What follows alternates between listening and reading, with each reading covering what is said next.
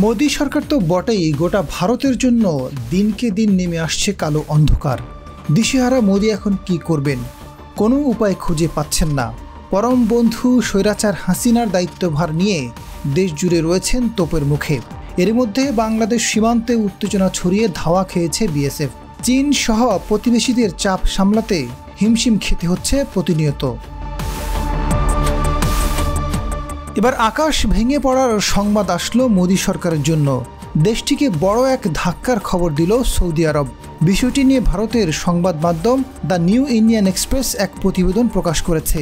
মঙ্গলবার প্রকাশিত ওই খবরে বলা হয়েছে, ভারতীয়দের জন্য ভিসা প্রদানে কড়াকড়ি আরোপ করেছে সৌদি আরব।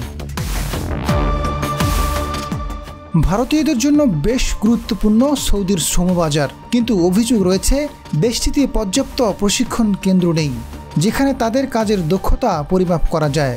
ভিশন 2030 অনুযায়ী দক্ষ কর্মী নিতে চায় সৌদি আরব। এছাড়া নিয়োগের বিষয়টিও উন্নতি করার লক্ষ্য তাদের, যেন ভালো ও দক্ষরা দেশটিতে কাজ করতে আসার আগ্রহ দেখান। দ্য নিউ ইন্ডিয়ান এক্সপ্রেস তাদের প্রতিবেদনে বলেছে, ভারতীয় শ্রমিকদের জন্য ভিসা দেওয়ার ক্ষেত্রে কড়াকড়ি আরোপ করেছে সৌদি আরব। এখন থেকে যেসব ভারতীয় সৌদিতে যেতে চান তাদের পেশা ও শিক্ষাগত যোগ্যতা প্রমাণে যাচাইয়ের মধ্য দিয়ে যেতে হবে। সৌদিতে অবস্থিত ভারতীয় মিশন জানিয়েছে, 14 জানুয়ারি থেকে এটি কার্যকর। বিজ্ঞপ্তিতে বলা হয়েছে, শ্রমিকদের ভিসার ক্ষেত্রে পেশা যাচাইয়ের বিষয়টি আবশ্যকীয় করা হয়েছে। ভিসা পাওয়ার আগে তাদের পেশাগত দক্ষতার প্রমাণ দিতে হবে ভারতীয়দের। 6 মাস আগে আরোপের বিষয়টি প্রস্তাব করা হয়। ধারণা করা হচ্ছে সৌদি আরব ভারতীয়দের সংখ্যা কমাতে চায়, কারণ পর্যাপ্ত প্রশিক্ষণ কেন্দ্রের অভাব দেশটিতে। যেসব কর্মী সৌদিতে গিয়ে থাকেন তারা ততটা প্রশিক্ষিত নন।